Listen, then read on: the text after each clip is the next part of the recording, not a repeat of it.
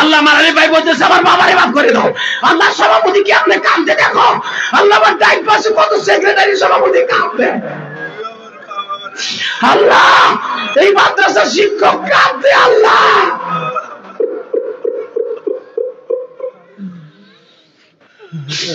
দেখো কেমনে কান্দে কান্দে। আল্লাহ গতকালকে তো পাগল হয়ে গেছিল কয়েকটা কান্দতে কান্দতে। আল্লাহ দেখো দুইটা তিনটে বেহুশ হয়ে গেছিল কান্দতে কান্দতে মোনাজাতের আগে। আল্লাহ তোমার এই পাগল গুলা কাঁদতে।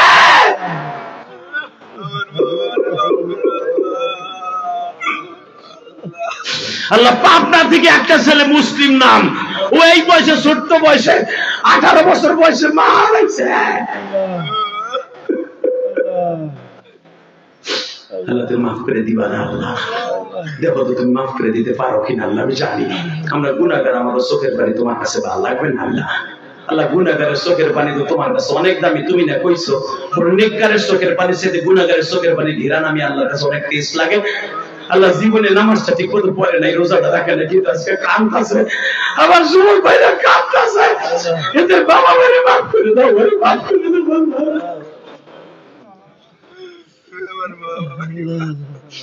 আল্লাহ। যুবক এখন চিল্লাবি আর কান্দি, যখন থাপ্পড় মারতে গেছে দেখেন তো সারা আমার চিনি একটা লাভ দিয়ে রিক্সা থেকে নাইমা বাবার পা ধরে জড়াই ধরে বলে বাবা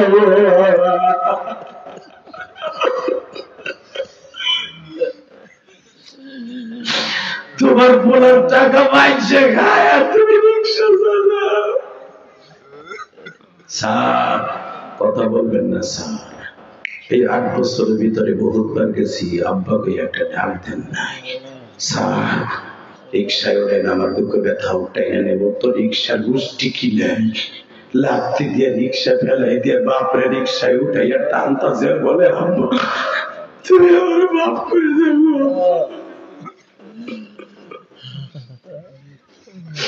এ যুবক 8 বছরের বাপ যখন পোলারে বুকে পায় বাপ সব ভুলে যায়। বাপরে রিক্সা চালায় চালায় বাইতে নিয়ে যখন বাড়ির সামনে গেছে, মা ডাক দিয়ে কয় সেহেরির টাইম হয়ে গেছে, আসছো কি কোনে রাখবা? আসছি। ঔষধ আনছো? আমার হাঁপানির রোগ, এজমা রোগ, ঔষধটা আনছো?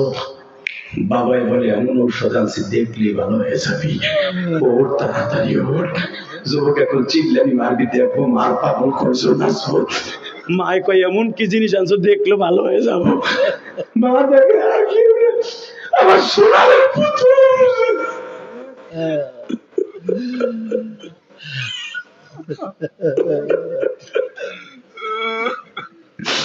ঘরের থেকে দৌড় মাইরা বুকের মধ্যে নিয়ে কই বাবা রে 8 বছর মা কইয়া ডাক দাস নাই মা, তোমার মাফ কইরা দেব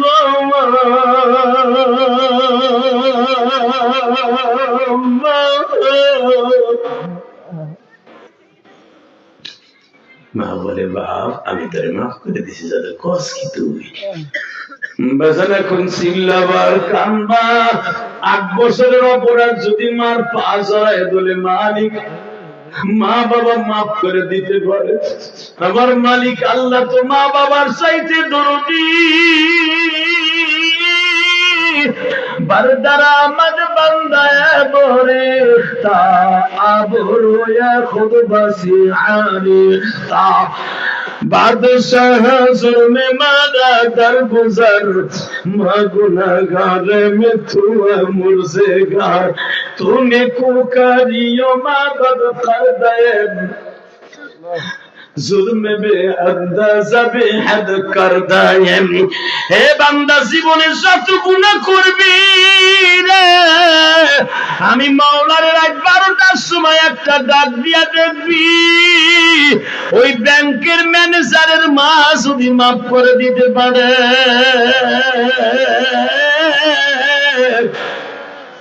আমি মালিক ওর মার থেকে দরদি, বাপের থেকে দরদি আমি মাফ করে দেবো। তুই জানোস না মানে ডাক দিয়ে দেখ, তুই জীবনে নামাজ পড়স আমি মাফ করে দেবো। হ্যাঁ যুবক তো পাও দোষী ভাই, এবার আল্লাহরে গলা ফাটাইয়া চোখটা বন্ধ করে গভীর রাত্রে, এই গভীর রাত্রে 12টার সময় আল্লাহর একটা ডাক দিবি। কোনদিন কোন ওয়াজে বই এইভাবে ডাক দাস তাই তোর গুনাহ মাপের আশা নিয়ে দে, হাত উঁচা কর, দে ডাক দে, ডাক দে, রাত 12টার সময় ডাক দে। রাত্রে 12:30টার সময় ডাক দেয়, 11ই জানুয়ারি ডাক দেয়, 11ই জানুয়ারি ডাক দেয়, এই টাঙ্গাইল বসে ডাক দেয়, এই কালিহাতি বসে ডাক দেয়। দেখ আলিমুলামা কেমনে কাম দেয়, দেখ কমিটির লোকরা কেমনে কাম দেয়। এই রাত 12টার সময় ডাক দেয়, যুবক ডাক দেয়, ডাক দেয় রাত 12টায় ডাক দেয়, মহিলা পেট্রোলে বাইরে কাম দেয়। আল্লাহ দেখো একটা লোক যায় নাই ময়দান ছিল, একটা লোক যায় নাই, হাজার হাজার মানুষ এই রাত 12টার সময় তোমার ডাক দিছে আল্লাহ।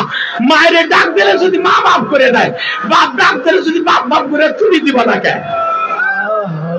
নিজের হাতে বান্দা তুমি বানায়া কোনদিন মাফ না করে পারবা। আল্লাহ তোমাকে মায়া লাগে না? এবার সুস্থ সভাপতির বুকে ব্যথা হয়ে গেছে, আমি বুঝতেছি। আল্লাহ আল্লাহ কইতে কইতে বুকের মধ্যে বারবার চাপ দিয়ে ধরে রাখতেছে। আল্লাহ এরা তো বয়স হয়ে গেছে, 60-70 বছরের মানুষ এত কানলে তো স্ট্রোক করবে। গতকালকে 2টা ছেলে মাঠের মধ্যে স্ট্রোক করছে, আপনারা দেখছেন ইউটিউবে। আল্লাহ দেখো আমার বাজানরা কানতে কানতে অচেতন হয়ে গেছে। এরা জানে যে আমার বাবা পরের জমিতে কামলা দিয়ে আমার মেট্রিক পরীক্ষা ফিরে দিয়েছে। এরা জানে আমার বাবা পরের জমিতে কামলা দিয়ে পাট পেয়েছে, আমার বাবা মাস্টার্সের পরীক্ষা ফিরে দিয়েছে। সেই বাবা আজকে কবরে।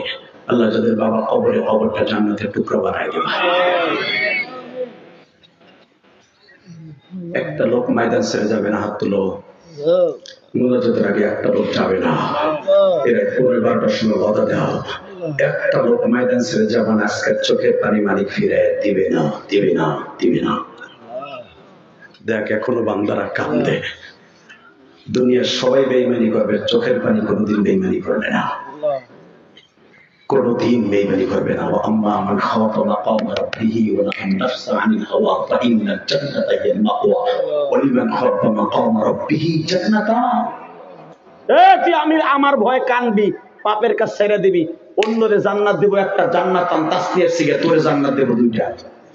আল্লাহ নিজে কয় কোরআন শরীফে সূরা রহমানের ভিতরে, ওয়া লিমান খাওয়া মাকাম রাব্বিহি জান্নাতান। অন্য মানুষকে জান্নাত দেবে একটা, করে দেব 2টা, আর তুই কানছিলি বেশি বেশি আমার কাছে। আল্লাহর ওয়াদা। আর একটা জান্নাত কত বড় দৈর্ঘ্যপ্রস্থ জানেন? এই 10টা পৃথিবীর সমান একটা জান্নাতের দৈর্ঘ্যপ্রস্থ।